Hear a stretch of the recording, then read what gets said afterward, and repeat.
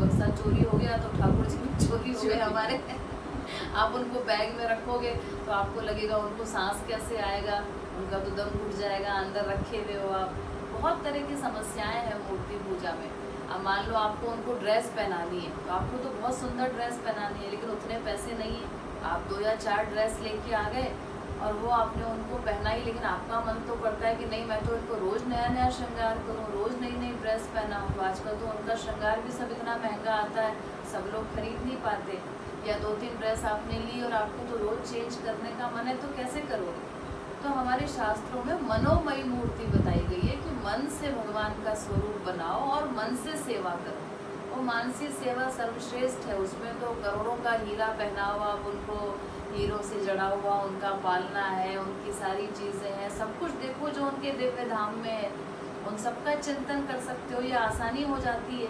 आपको कहीं जाना भी है, हॉस्पिटल जाना है, इमरजेंसी में आप हॉस्पिटल में गए, वहाँ बैठे बैठे चिंतन कर रहे हैं कि मैं भगवान को भोग लगा रही हूँ, या सोने का टाइम है उनका तो उनके चरण दबा रही हूँ, चरण सेवा कर रही हूँ, उनको शयन करा रही हूँ, उनको हम पंखा झल रहे हैं, उसमें हम मन भाई सेवा जितनी देर फ्री हैं, जहाँ भी फ्री हैं वहाँ से कर सकते हैं। और हर समय तो हम विग्रह के सामने बैठे नहीं रह सकते, तो हम अपने समय का सदुपयोग भी नहीं कर पाते और उस हिसाब से सेवा भी नहीं कर पाते। तो जो पहले से करते आ रहे हैं, जिनके पास सुविधा है, बाहर निकलना करना कहीं और ज़्यादा है नहीं, वो ठीक है। लेकिन जिनके साथ ऐसी प्रॉब्लम्स हैं, उनको काम पे भी जाना है, बहुत कुछ करना है, तो फिर आपका मन परेशान होगा। तो इसीलिए फिर आप ना करें। और मानसी पूजा जो महाराज जी ने रूप ध्यान बताया है, उसी में हम विभिन्न प्रकार की सेवाएं कर सकते हैं। सवेरे से शाम तक कि ऐसे ऐसे महाराज जी कहते हैं भाव बनाओ कि उनको नहलाना है। तो अभी सर्दी है तो गुनगुना पानी है, उसमें आपने गुलाब जल डाला, फूलों की पंखुड़ियाँ डाली, उसको सुगंधित बनाया उस पानी को, फिर प्रेम पूर्वक उनको नहला रहे हैं। उसके बाद उनका मन भाया श्रृंगार कर रहे हैं, जैसे आपको वस्त्र उनको पहनाने हैं, आज पीला कल नीला, जैसा श्रृंगार करना है मन भाया श्रृंगार उनका किया जा सकता है। फिर इस समय उनको सुलाना है, या मन से ही रूप ध्यान करो, मैंने उनके लिए खीर बनाई है, मालपुआ बनाया है, ये सब बनाया है। घर में तो हम इतनी चीज़ें नहीं बना सकते, तो भोग लगाने की भी हम इच्छा ठीक से पूरी नहीं कर पाते। तो उसके बाद इतना सारा मन भाया, आपने 56 भोग लगाया, उससे ज़्यादा का भोग लगाया, मन चाहे इस तरीके से आपने उनकी शैया को तैयार करके उनको सुलाया। ऐसे ऐसे रेशमी वस्त्र है, वो लेटे हैं, उनकी हम चरण सेवा कर रहे हैं, उनको पंखा झल रहे हैं, उनको खाना खाने के बाद पान अर्पित कर रहे हैं। कितने तरह की सवेरे से रात तक की सेवाएं होती हैं, उसको अष्टयामी सेवा, मानसी सेवा कहते हैं। तो हम जब जब फ्री हैं तब किसी भी प्रकार की सेवा में जा सकते हैं। मान लो शाम को झूला झूलाना है, तो उसमें भी 10 तरह की सेवा है कि सखियों के साथ हम उनका झूला तैयार कर रहे हैं, झूले का श्रृंगार कर रहे हैं फूलों से। अब झूले के बीच के स्थान में हमने रेशमी वस्त्र बिछा दिया है, गद्दी लगा दी है, ताकि शाम को कुछ चुभे ना। चारों तरफ से छिड़काव कर दिया है सुगंधित चीज़ों का, जिससे वातावरण और सुगंधित हो जाए। अब शाम आए हैं, बैठे हैं, तो सखियाँ उनका फूलों से श्रृंगार कर रही हैं। आज हरियाली तीज है, आज कोई पर्व है, उनकी झूलन लीला है, तो सब लोग मिलकर के उनका फूलों से श्रृंगार कर रहे हैं। फूलों से पहले श्रृंगार बनाया गया है, गूंथ करके उनके कर्ण फूल, उनके कंगन, उनके वक्ष में जो हार हैं, अनेक प्रकार के फूलों की गर्दनी, फूलों की पायल, सब बना करके हमने आज उनको धारण कराया है। फिर उस स्वरूप को निहारना, फिर उस स्वरूप पर बलिहार जाना, फिर उनकी लीलाओं का चिंतन करना कि अब युगल सरकार क्या लीला कर रहे हैं। वो प्रेम पूर्वक बैठे हैं, झूला झूलने के लिए सखियाँ झुला रही हैं। कभी हमको भी अवसर मिल रहा है उनको झूला झुलाने का, हम भी गोपी रूप में उनके धाम में पहुँच गए हैं। या कभी श्याम सुंदर झूल रहे हैं, किशोरी जी उनकी झूलन सेवा कर रही हैं, या कभी किशोरी जी बैठी हैं, श्याम सुंदर उनको झुला रहे हैं, और हम सखियों के साथ बैठ कर के मृदंग बजा रहे हैं, या कभी मजीरे बजा रहे हैं, मल्हार गा के उनको सुना रहे हैं। इस प्रकार से मन भाई लीलाओं का चिंतन करना, मन भाई सेवाएं करना, ये सर्वश्रेष्ठ उपाय है। इसमें किसी प्रकार की कोई तकलीफ है ही नहीं। जहाँ बैठे हैं, जब मन हो तब अपने शाम के पास पहुँच गए। कोशिश ही ये करनी है कि हर काम से फ्री होके बस उनकी लीलाओं में डूब जाएं, उनके साथ हमारा कनेक्शन हो, उन्हीं से हम बात कर रहे हैं, क्योंकि वही हमारे सर्वस्व हैं और वही हमारी बिगड़ी बनाने में समर्थ हैं। हरि गुरु के अलावा संसार में कोई पार नहीं ले जा सकता, कोई हमारी दुख निवृत्ति नहीं कर सकता, कोई हमें वास्तविक आनंद नहीं दे सकता हरि गुरु के अतिरिक्त। इसलिए हमें उन्हीं से प्रेम बढ़ाना है। तो वो धीरे धीरे सब समझ में आ जाएगा। महाराज जी के हजारों संकीर्तन हैं, उन्होंने खुद बनाए हैं रूप ध्यान के लिए। तो उसके माध्यम से हम साधना करते हैं। संकीर्तन में भी यहाँ जब आप आओगे और आश्रम में भी जब हम जाते हैं तो सवेरे से रात तक उन्हीं संकीर्तनों के माध्यम से मन को हरि गुरु में केंद्रित किया जाता है। तो वो रूप ध्यान की प्रैक्टिस आपको करनी है। महाराज जी के बहुत लेक्चर है साधना संबंधी, वो भी सुनिएगा। जैसे कीर्तन में आप आओगे, हमने अर्थ बता दिया कीर्तन का, तो जो कीर्तन चल रहा है वैसा वैसा भाव बनाना है आँख बंद करके। ये नहीं कि पूरे टाइम हम इधर उधर देख रहे हैं और वाणी से गा रहे हैं, तो वो निरर्थक हो जाएगा। भगवान के यहाँ मैंने बताया ना, केवल मन के आइडियाज नोट होते हैं, मन का कर्म नोट होता है, मन का चिंतन नोट होता है। शरीर से हम क्या कर रहे हैं नोट ही नहीं होता।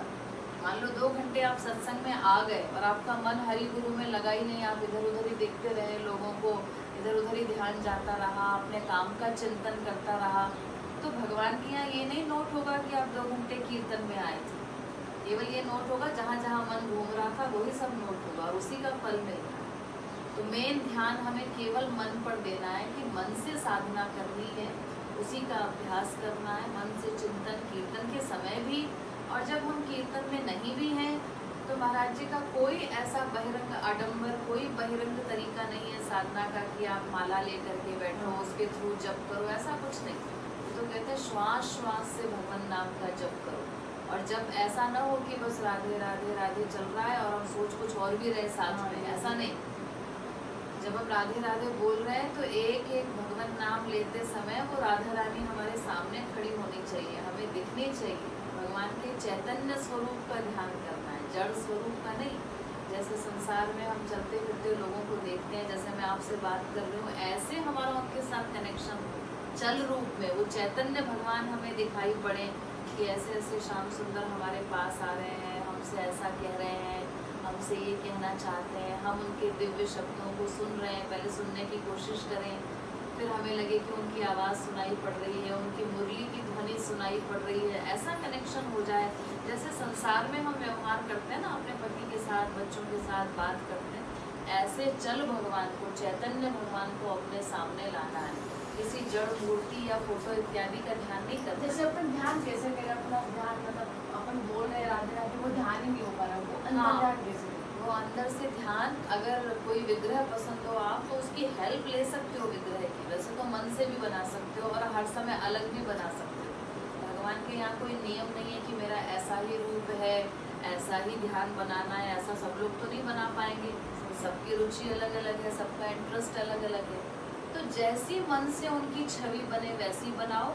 अगर नहीं बनती तो किसी फोटो का, जैसे ये महाराज जी का कटआउट है, हमने एक बार देखा कि ऐसे ऐसे महाराज जी हैं, ऐसे युगल सरकार है, या तो ऐसा कटआउट हो या फिर किसी के पास विग्रह की सुविधा है, ऐसे विग्रह हैं, तो एक बार आपने देख लिया। लेकिन इन विग्रह वाले भगवान को फिर चैतन्य रूप में ही देखना है। ऐसे अगर आप ध्यान करोगे तो जड़ मूर्ति का ध्यान हो जाएगा।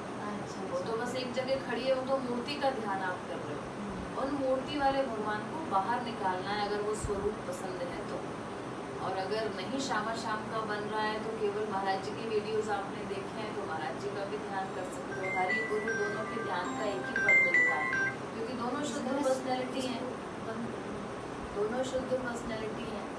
तो गुरु और भगवान दोनों एक ही होते हैं, उनमें कोई भेद नहीं होता। भगवान ही गुरु रूप में आते हैं हमारा कल्याण करने के लिए। तो गुरु रूप में ही हमें फिलॉसफी समझाते हैं, साधना करवाते हैं। तो उनमें महाराज जी में और श्यामा शाम में कोई भेद नहीं मानना। दोनों को एक मान के आप रूप ध्यान में तीनों को भी साथ में रख सकते हो। कभी केवल किशोरी जी का पद चल रहा है तो केवल राधा रानी के ध्यान का अभ्यास करो। कभी श्याम सुंदर का चल रहा है तो केवल श्याम सुंदर का। कभी युगल सरकार की कोई लीला हो रही है तो श्यामा शाम दोनों का। और कभी गुरु का कीर्तन चल रहा है तो केवल गुरु का। वो सब हमारी इच्छा पे डिपेंड करता है। मतलब इतने दयालु हैं भगवान, इतनी स्वतंत्रता कर दी उन्होंने हमारी साधना में कि तुम्हारे पास कोई बहाना बनाने का वो नहीं है ऑप्शन कि ऐसा नहीं तो कैसे होगा, ऐसा नहीं तो कैसे होगा। उन्होंने सारी सुविधा दे दी कि मन भाया श्रृंगार करो, मन भाई लीलाओं का ध्यान करो। ये बहाना नहीं चलेगा कि हमने तो रामायण कभी पढ़ी नहीं है, हमने तो भागवत पढ़ी नहीं है, हमें तो पता ही नहीं कौन सी लीलाएं होती हैं। मन से जो भी लीला बनाओगे वही भगवान कर लेंगे तुम्हारे लिए। उसी लीला के दर्शन दिव्य धाम में भी हो जाएंगे। महाराज जी तो यहाँ तक कहते हैं, अगर आपको जीन्स पसंद है, वो धोती वाले ठाकुर जी नहीं पसंद है तो जीन्स पहना दो उनको। इतनी सुविधा है ध्यान में, वो हमारे अपने हैं ना। आज कलयुग में अगर भगवान अवतार लेंगे तो महाराज जी कहते हैं कि वो धोती पहन के थोड़ी स्कूल जाएंगे।